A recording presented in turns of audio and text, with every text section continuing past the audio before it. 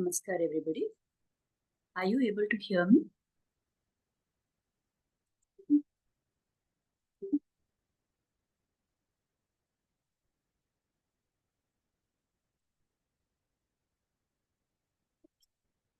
So, Namaskar and welcome to the Gita Satsang.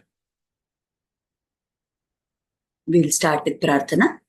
By the Guru's grace and the will of Sri Krishna, we have all assembled for this Gita Satsang.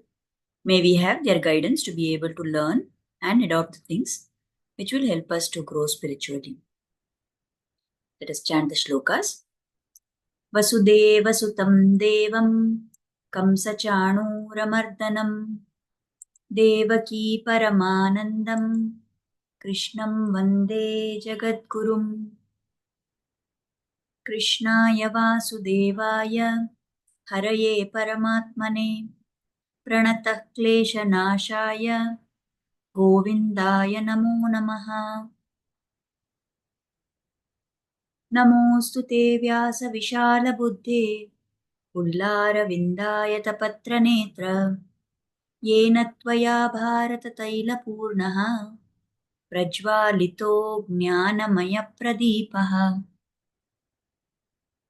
Ramanujadaya Patram Jnana Vairagyabhushanam Srimadvenkatanathaaryam Vande Vedantadeshikam Yo Nityamachyutapadambujayukma Rukma Vyamohatastaditarani Trinaya Mene Asmadguror Bhagavatosya Dayaikasindhoho Ramanujasya Charanam Sharanam Prapadye.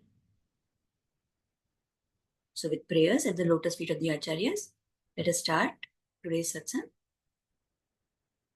So we will take up shloka 16 today, 16, 17 and 18. So in the 16th shloka, Krishna explains to Arjuna, he says, Jnanena tuttadajnanam yesham nashitamatmanaha tesham adityavajnanam prakashayati tatparam. When, however, one is enlightened with the knowledge by which nescience means ignorance, is destroyed, then his knowledge reveals everything as the sun lights up everything in the daytime.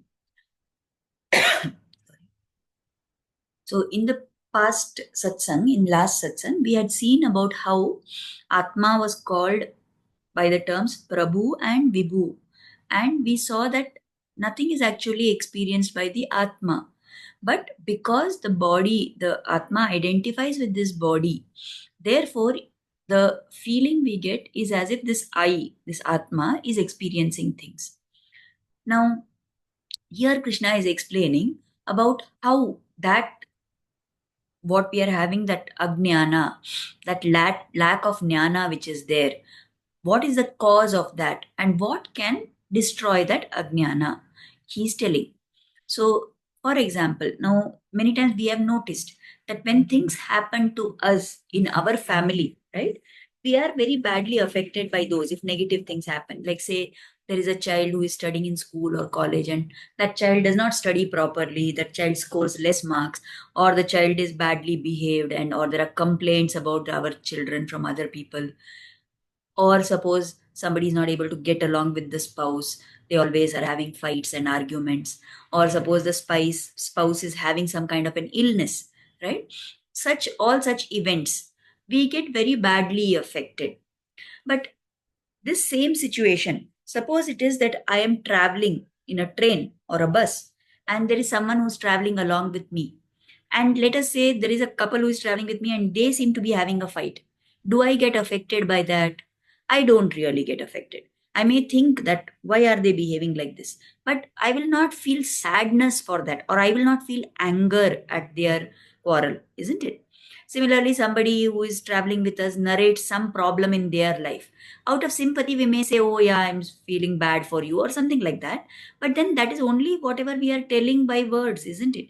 That feeling we may feel sad for that moment, but it does not last very long.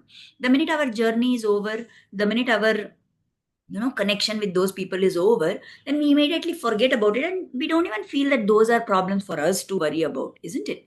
Similarly, in our life. Now, what has happened? Because we are very closely identifying, this Jivatma is identifying with the Sharira. That is why whatever is happening in our life, we are not able to see with this kind of detached spirit, which we use when we are talking about other people. So we have a very clear sense of what is mine and what is not mine, isn't it? But suppose this Jivatma had to be able to have that kind of a bhava even about this own Sharira's events that happen, then it will be easy to travel on our journey through this life. Like if we think that this Janma, this Sharira, which this Atma has got, it is like one train journey, one bus journey. This is a journey. And actually, the Atma is different from the Sharira. Just like these two people who travel together in the train or bus are different from each other. So, just as one person who is traveling with another passenger does not get really affected by that passenger's problems, so also this Jivatma should understand that this Sharira is just something that I have taken for this Janma. So even that actually is not mine. And I don't need to worry about that. I don't need to feel bad about things which are happening in this thing. So sometimes we may think that like this, if you want to stay detached, then it is not going to be possible if we are going to be doing all our activities. So some people may get the idea that, okay, that means I will have this detached spirit that this is not mine. And because of that, I will not do anything also. It's because when we do things, when we try to take up some responsibility and we try to fulfill those, then we are feeling attachment. So is it the answer then that we should not take up responsibilities at all? We should not do anything? Definitely that is not what Krishna is telling, isn't it? Because Krishna has always been telling, do action, do karma, do karma. So he is not going to advocate this course of action, that he's not going to say that don't do anything and just be detached. So that's absolutely not what he's telling. What is he trying to tell? That do all the responsibilities with this Sharira. Do all the tasks which is coming in your way with this Sharira. But mentally stay detached from the feeling which comes with doing that work. So, what is it? Now, we always say that this Atma is Jnana Swarupa. So, this Atma has Jnana. Then, what is it that is preventing this Jnana from coming out? Why is it that we are not having this knowledge all the time? Because of one of the Shaktis of the Lord only, which is called as Avidya. Now, how did this Avidya come upon us? It has come as a result of all the previous janmas that we have had, whatever papa punya we have accumulated, all those things come and accumulate around this Atma, and that is what we call as Avidya. It is that force or Shakti which is preventing our jnana from shining. So, people who have Atma Jnana, what is their bhava? They have the bhava of akartrutva, no doership, lack of doership. So when this jnana comes, when they are able to awaken this light of knowledge within themselves, then that light destroys the ajnanam, and that avidya gets destroyed. So just like when the world is in darkness in the night, the minute the sun rises, the sun lights up the entire world. Similarly, when somebody has an awakening of Atmagnana, and what is this Atmagnana that we are talking? This idea, this knowledge that we are not the doer, that we are just an instrument in the hands of the Lord, or that we are doing things by the grace of the Lord, we are doing things for the joy of the Lord, and it is not our role to claim doership of this action.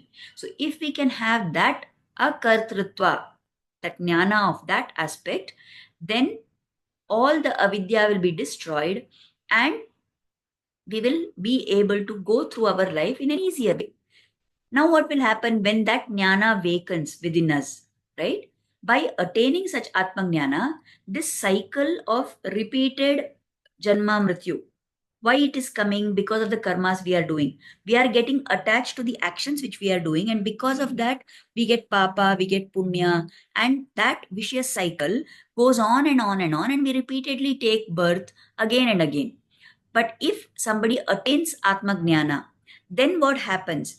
When he does actions without being attached to them, without claiming doership of them, then there is no question. He is not saying that he is doing things, but with the bhava that this is for the Lord. Then, because that kartritva bhava is not there in such a person, nothing of that action which he performs attaches to him. So, no papa will come to him, no punya will come to him. So, if that happens, that no papa and no punya are coming to such a person, then whatever he is finished his cycle of papa and punya, then that person will naturally go to moksha.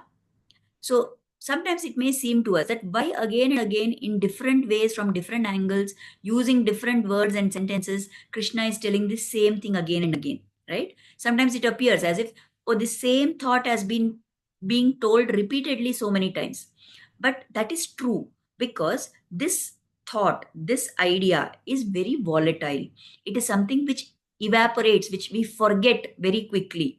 So it has to be told repeatedly to take hold in our heart. It is so important that Krishna is repeating that in many different ways so that we understand what should our attitude be when we are doing actions. We have to perform actions, but with Atma Jnana. So when we do with Atma Jnana, somebody who gets enlightenment with this knowledge, with the Atma Jnana, that in such a person, the ignorance, the ajnana is destroyed. And just like the sun lights up in the daytime, everything, once it has risen, there is no more darkness. So also for us, when that Atma Jnana has come into our life, then there is no longer any kind of ignorance. Then we don't have kartritva bhava and we are able to do our actions in such a way that they don't bring any papa and punya to us. Now, in the next shloka, Krishna explains further that he gives us a stepwise procedure. Like, what are all the steps? What all happens when somebody has this Atmajnana? So, in the 17th shloka, he says, Tadbuddhayas tadatmanas tannishthas tatparayanaha gachanti apunaravrittim jnana nirdhuta kalmashaha.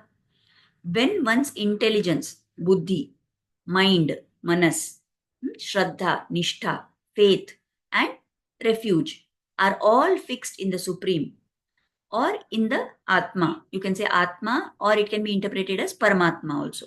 Then one becomes fully cleansed of all kalmasha, all misgivings through complete knowledge.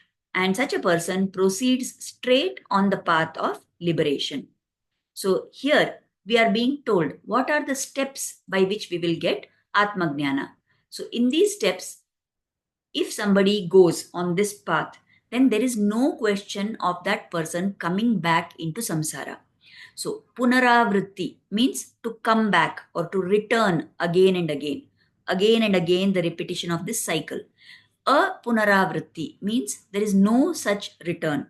So no such return to the cycle of birth and death means somebody is getting moksha, liberation from this cycle of samsara. So how we get to this stage, those steps are told by Krishna here. So first he says that we need to have a determined buddhi. We need to fix our buddhi on Atma. Now here again I would like to mention that when we told the translation of this, we said that all buddhi, manas, faith, and refuge are all fixed in the supreme. This is how all most Vyakhyatas they interpret this word. Okay, but Swami Ramanujacharya says that it is applicable to the Atma, to the Jivatma. Now, why this Atma and Paramatma both are applicable, I will talk about it a little later. For now, let us say that whether it is Atma or it is Paramatma. So, this person who wants to get Atma Jnana, first, he has to fix his buddhi firmly on what is his goal. Now, we are talking about Atma Sakshatkara. So, therefore, he has to fix his buddhi on Atma because the Atma's Sakshatkara, that realization of the self is what he wants to achieve. So, the first thing he needs is to determine and to be hanging on to that very firmly. His buddhi has to be fixed on the Atma. Now, not just determination is enough, he has to also fix his mind. He should want that with all his heart. So he should fix his manas, his antaranga. on Atma. Now, just fixing the mind and buddhi on the Atma is not enough. Then it will only remain at the level of thought and feeling. But out of that fixation, out of that desire to attain Atma, what should happen? He should be willing to take effort for that. So he should have Shraddha, he should have faith. And how is that reflected? How do we know that we have Shraddha or faith in something? When we adopt that in our life. So he has to make repeated efforts in this direction to achieve Atmagnana. Right? So here the Vyakyatas give an example that once there was one guru and his shishya. So that guru one day told the shishya, he indicated one basket which was lying in a corner of the ashram. And he told that shishya that please go to the river and fetch water in this basket. So this Shishya went with that basket to the river. Now that basket was such that it was made out of bamboo or reeds of bamboo. So that kind of a bamboo or cane basket, it is not going to be able to retain water, isn't it? So he picked water from the river, but by the time he walked back to the ashrama, to the guru, all the water had drained away. There was hardly any water left. So the guru saw and he said, go back again and get once more. So that boy went and repeatedly he kept trying to bring water. But then what he thought that okay, because I'm walking slowly, the water is pouring out. So he tried to rush and hurry and come faster. But still, because very nature of that basket is that it will leak the water. It is not a foolproof method of holding the water. So that invariably he was not able to get enough amount of water when he returned to the ashram. So then finally what he did, he got fed up at one point of time. After going few times and coming, he told the guru that, what is this? Why, what is the point of doing this? I'm not able to carry any water of sufficient quantity here. Why are you making me carry this in this basket? Maybe I should, not do this. Some other method we can use. So then the guru told that boy that, okay, fine, you are saying that it has not succeeded in carrying the water very correctly. But why don't you take a look at that basket? What has happened to the basket? You look at it, he said. So the boy looked at the basket. Then the guru asked him, when you first took that basket to the water, how was its condition? Was it nice and clean or was it dirty? So that boy said, the basket was very dirty. And now you look at it, now the basket has become clean. Why did that basket become clean? Because repeatedly it made efforts to hold that water. Every time that water came into the basket, it cleansed out some of the dirt which was sticking to that basket, isn't it? So it may appear as if that basket failed in its task of carrying the water. But in the process of trying to carry that water, that basket had become clean. So also in our case, we may not succeed in having Atma Sakshatkara. We may not succeed immediately in getting Atma Jnana. But that's okay. By making efforts repeatedly, by trying to do all these things, through that, what will happen is that our antakarana will get purified.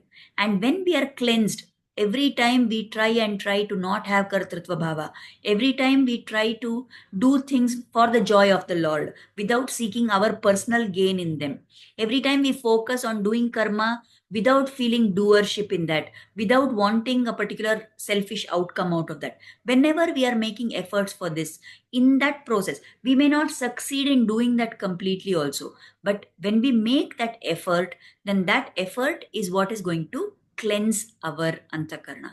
It is going to remove all these negative things which are with us. It is going to help us to get rid of our shadripu. It is going to help us to get closer to God. It is going to help us to imbibe some of the divine qualities of the Lord. It will help us to imbibe faith in the Lord. So that is why it is important to have Shraddha and to make repeated efforts in this direction. And along with that, when we do repeated effort like this, then all our papas will be cleansed. All the misgivings are removed. And that is what is the meaning where Krishna is saying that all kalmasha will be removed. So when we do this repeatedly, effortfully, we keep doing this. Finally, in that final stage, this Jivatma attains this, definite idea. He gets this resolution that there is no other goal for this human life. Then he reaches that stage where now he has completely become established in this thought that the purpose of my life is Atma Sakshatkara. There is no other goal for this Janma of mine. That stage, when he reaches, that means his Atma Gnana has fully blossomed. And that will help him to go further. So, here in the Bhagavad Gita, if we see in the first 6 chapters, when the Lord is talking about what is the goal to be attained, he is talking about Atma Sakshatkara. In all these chapters, when he talks about Karma Yoga and Jnana Yoga, he is telling about Atma Sakshatkara. The same thing later changes. The goal slightly changes. From chapter 7 onwards, when the Lord starts talking about bhakti, then there the focus is on attaining the Lord, is on having sakshatkara of Paramatma. So Atma Sakshatkara is self-realization, understanding the true nature or the true swarupa of this Jivatma. But it is not enough to get there. We need to go further because that is what is our path. There are many people who are called as Kaivalyarthi. So Kevala means only. So there are some people who are only they stop their procedure, they stop everything once they have got Atma Sakshatkara. This stage of being lost in enjoyment of the self, okay, where you have a very, your Atma Gnana has opened up, you have blossoming of the Atma Gnana, and you are now able to experience the Ananda, which is the true nature of the self. So this level of Atma Sakshatkara is a very pleasant stage, no doubt. It is difficult to get there, but once somebody reaches there, it's a very pleasant stage. And then that person is lost in that realized self. So that stage is called Kaivalya because they have got to the stage of experiencing only the Atma. So those people who want to reach that stage, they are called Kaivalyarthi. And that is the stage of Kaivalya, where they have started experience the self and they start getting joy, because once they have lost all the avidya, then what is the experience that they're going to have? They will always be experiencing what is the real nature of the Atma. And we know the real nature of the Atma, just like Paramatma, is Jnana and Ananda. So that enjoyment they will have. But for us who are followers of the path, where we are not going to remain stuck with the self. We believe that all these jivatmas, all the atmas, they are no doubt or equal, but all the atmas are actually part of the sharira for the Paramatma. So if for us, we don't want to just get stuck with experiencing the Atma, but we want to go further and we want to have experience of Paramatma. We want to reach Sri Vaikunta, where we want to do eternal seva in Kainkarya to the Lord. So if that is our stage, then our goal is Paramatma Sakshatkara. So getting there is taught by the 7th chapter onwards, where bhakti will be introduced to Arjuna by Lord in the Bhagavad Gita.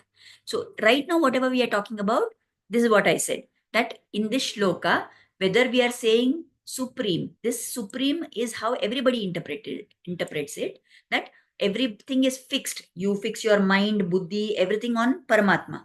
But Swami Ramanuja has segregated it and he says it can be fixed on the Atma if you want to attain Atma Sakshatkara. It is to be fixed on the Lord if you want to attain Paramatma Sakshatkara. And the paths for that are like subsequent, one after the other. Unless somebody has done certain amount of karma and performed karma yoga, they will not have the Shuddhikarana which is required to get jnana.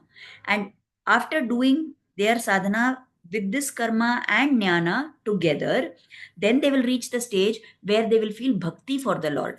And when they follow that bhakti yoga path and they have intense love for the Lord, then they will attain Paramatma Sakshatkara. So all those things will come later. First, somebody will attain Atma Sakshatkara, and then they will move further in their journey towards Paramatma Sakshatkara. So this is what Krishna has explained in this shloka, that we must fix our intelligence, our mind, we should have Shraddha, we should make efforts entirely on Atma Sakshatkara. Then all the kalmasha are lost, then we get complete Atma Jnana, and we will proceed further towards moksha. So that was taught in this shloka. Now we come to the 18th shloka, which is very, very, very important to tell us practically how the panditas are. Who is a pandita? Who is this person who is genuinely a sage? Who is genuinely a learned person? Who is this person? Right? Who is having actual jnana. So in the 18th shloka, this is a very famous shloka in the Bhagavad Gita. Lord Krishna tells Arjuna, he says, Vidya Vinaya Sampanne Brahmane Gavihastini Shunichaiva Shvapakecha Pandita Samadarshinaha. So he says, the humble sages, by virtue of true knowledge, see with equal vision a learned and gentle Brahmana, a cow, an elephant, a dog, and a dog eater. Okay? So let us try to understand why these particular people are mentioned, particular categories and species are mentioned, and what is it that, who is this Pandita? So, how do we know that somebody has reached this stage where they have Atmajnana? This word Pandita, I think it comes from the root Panda, which means Jnana. So, who is this Pandita? Who is this Jnani? Who is this person who is truly learned? One who is having what is called as Samadarshana. This Samadarshanam is the ability to look at everyone as being equal. Now, we may think this to be a little odd, isn't it? Because everywhere we look around us, we can see very clearly that nobody is equal. Everybody is totally different. There are so many inanimate objects. There are stones, there are rivers, there are trees, there are animals, there are insects, there are birds, there are human beings. In human beings only, you have somebody who is rich, somebody who is poor, somebody who is educated, somebody who is not educated, man, woman. Then what you can say, learned people, non-learned people, those who are pious people, those who are criminal people. How many differences we can find, isn't it? But if somebody is able to look at everyone as being equal, now how will we be able to find equality in everybody? If we look based on all these characters, if we look at gender, if we look at caste, if we look at class, education, all these things when we consider, we can only see differences. We can't see any equality there, isn't it? And that is why, even in all these forms of government, when they try to bring in a sense of equality on these circumstances, on these conditions, it is not going to come about. You can never make all those things equal, isn't it? But there is one thing which is common to all of these, whether it is a stone, whether it is a tree, whether it is a river, whether it is an animal, an insect, a human being, whoever, in all of them, there is Atma. What is the difference in those Atmas? How much is the amount of jnana that they have? That is the only difference. Human beings have maximum, this Jivatma, which is occupied a human body, that Jivatma has maximum what you can say blossomed amount of intelligence, of jnana. That is also not completely blossomed, but whatever, if you compare among all of them, maximum jnana is there in the human Jivatma. Then in the animal Atma, there is little less jnana. In the tree, in the flower, the plant, and all that, there is little less jnana. And in the inanimate objects, it is very less jnana. But everything in this world, whether it is chit, achit, it has Atma within it. So if the Atma is there, then definitely there is some quantum of jnana which is there. But there is difference in how much jnana is there in that Jivatma. So because of that, what happens? We may tend to look at the outer form. When we are seeing the outer form, after all, what is that? It is the Sharira which that Atma has taken. So if there is somebody who is able to look beyond the Sharira and go to the very core of the matter and say that in this also there is Atma, in this also there is Atma, in that also there is Atma. So everything is actually Atma only. And therefore, in that aspect, all are equal. Somebody who can see this is said to have Samadarshana. And a person who has Samadarshana is the true Pandita. So, what difference is? See, the examples which have been given here. There is one Brahmana who is educated, who is a learned person. There is another one who is just gentle and Brahmana by birth. He is not having Shastra education. Are you going to look at them and say they are different? There is an elephant and there is a cow. Now, both belong to the category of animal. Do you look at the elephant and cow and say they are different, or do you look at them as same? There is a dog, which is an animal, and there are people, human beings, who eat dogs. So those are considered the lowest category among human beings. And those people are actually, if you look at the caste system, then those people who are eating dogs and eating meat, they are considered the lowest category of people. So if you are going to be looking at all these categories and say that this one is better than the other, Brahmana who is learned in the Shastras is better than one who doesn't have Shastra knowledge. Or you're going to look at the elephant and say it is better than the cow. Or you say that cow is better than elephant. Or you say human being is better than this. Or you say that this dog is better than the dog eater. Or you say the dog eater is not as good as the Brahmana. Right? When you look at all these things and you only are looking at differences, that means you are not having jnana. If you have real jnana, you should be able to look at and treat all of these people, all of these entities with equality. So, a person who has attained this ability, the person who is able to look at everyone and say that they are equal because they are all Atmas, such a person is a Pandita. So, in the first example, where Krishna is telling that a learned and a gentle Brahmana. So there the difference, what is the difference between the one Brahmana and the other? That of education, how much learning they have. In this second example, this, what is the second example? The cow and the elephant. So here what is the difference? It is in terms of size. Both are animals, but the elephant is bigger, cow is smaller. And what about this dog and dog eater? It is a question of the guna of the person, right? So, like this, when you see everywhere, certain differences are highlighted. But what is the emphasis here? One should be able to look at all of these and say that they are all the same. Why are they all the same? Because they all have Atma, right? So, some few examples are given here by the Vyakyatas to give the to make us understand this concept. Like, let us say there is one government body which is doing a survey, and they send an officer to the village and say, find out what all grains, how many grains are being grown in that village. Now, if that fellow who came to do the survey, he writes back saying that there is one grain in this whole village. What is the meaning of that?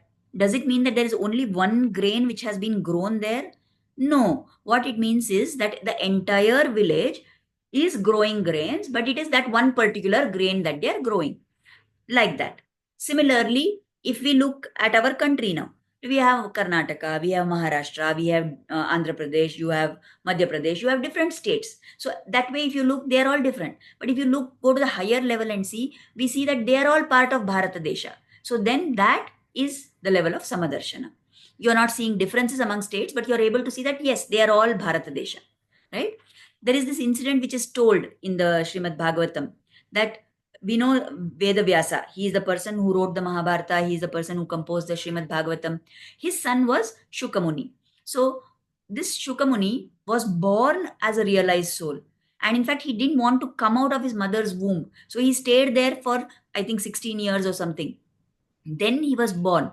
And that too, he was born only when Vedavyasa spoke to Lord Krishna, and Lord promised Shuka when he was in the womb that it's okay, you take birth and come out. I will promise you that you will not be attached to anything in this world. You will not be duped by Maya at all. You will be able to remain unaffected by all of it. So that way, this Shukamuni was born. So he was such a great person. He was, in fact, it is said from one incident, it is told that he was even more superior to his father. Once he started going away from the father's ashram, he said, I am going away. I want to, be in my communion with the Lord, and I am not going to stay here. And he starts going. This Vyasa starts following him, and out of affection as a father, he starts calling out, oh, my son, like that. When he calls out like that Shukamuni never looks back or replies to him. Instead, all the animals and trees which are there, they all reply back saying, "Oh Father, did you call me? Oh Father, did you call me?" So how do we understand this incident? What was happening was, this Shuka had so much Atmagnana, he was at this level of this Pandita, so that he had Samadarshana. And so much was he in that state of feeling that everything is equal, that he was those. There was absolutely no difference between those animals and plants which were there and him. So their consciousness was all kind of one. And therefore, when Vyasa calls out to Shuka, Shuka did not reply, but the trees and animals replied. There is another incident which is told when there was a lake and there were some young girls who were bathing there in that lake, and they were bathing and Shuka Muni passed by. Now Shuka is a young boy of 16 years age and he is passing by, but these girls were least bothered. They did not do anything. They just watched as he walked by and he went away. A little later, Shuka's father, Vedavyasa, passed by that way. Okay. And he had seen that his son had gone. And he saw that there was no response from these girls. They were without clothes. They were bathing in the water. But the minute Vedavyasa appeared on the scene, these girls immediately they reached out and they tried to cover themselves up with either their hands or with clothes which they could grab from the bank of the river. Now, Vyasa was surprised. He said, "What is this? What kind of response is this from you people? Just now, my son, who is a young boy, he passed by and you were not at all bothered to cover yourself. But the minute I am such an old person and I came here, and why are you trying to cover yourselves up?" So those girls told him that your son is a jnani. He is supremely in communion with the Lord. For him, the trees, the water in the river, and our bodies are all the same. That is why we didn't feel anything when he passed by. But for you, there is still a small amsha of that difference. You are not able to see everything as equal. And that is why when you came, we were motivated to try and cover ourselves up. And see, this question which you are asking, your son never asked us this question, that why we didn't cover ourselves up. And you are asking that why you didn't cover at that time and now you are covering yourself. That means that feeling that there is some difference there is coming to you, but it never came to your son. So like this, like Shukamuni is the state of a Paramagnani. Now all Atmas have Jnana and all of them have taken different bodies. What is the purpose of all these Atmas? Ultimately, it is to serve the Lord. What is the goal for all the Atmas? It is to attain moksha. And the only Janma in which we have the ability to do this, to try and understand this and to try and practice this, is the human Janma. So if we had been born, if this Jivatma which is within me had to be in a stone, it can't do anything. It has no ability to do anything at all. It can only get rid of its papas in that form. If I am in a tree, if I am in an animal, there is no scope for me to do anything at all. But we have got this Manusha Janma. We have got the idea, we have got the idea that we have to serve the Lord. We are having the satsanga that is required to further this idea. So we need to keep reminding ourselves that this human life is very durlabha, it has come to us, and our goal is to attain the Lord. So this is what is Krishna's plan for us, and we must try and stick to this as much as possible. Let us offer gratitude. We are going to get cut off at any moment now. So let us offer gratitude, Kritagnyata at the lotus feet of Sri Krishna and Guru for inspiring us to start and join this satsang. And let's pray for their blessings to always be on us. Thank you everybody for attending. Namaskar. We'll meet again next Thursday.